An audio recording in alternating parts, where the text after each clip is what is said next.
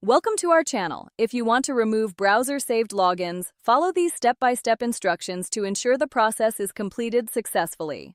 Step 1. Open your device and navigate to the relevant app or settings menu.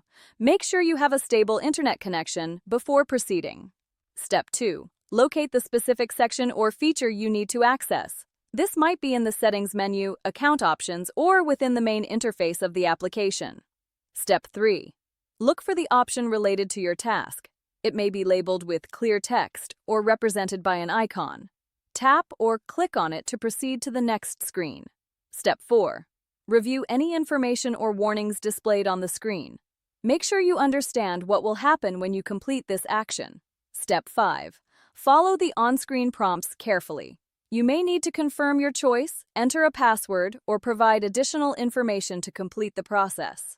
Step 6. Once you've confirmed all the required steps, the action will be processed. Wait for the confirmation message to appear on your screen. Step 7.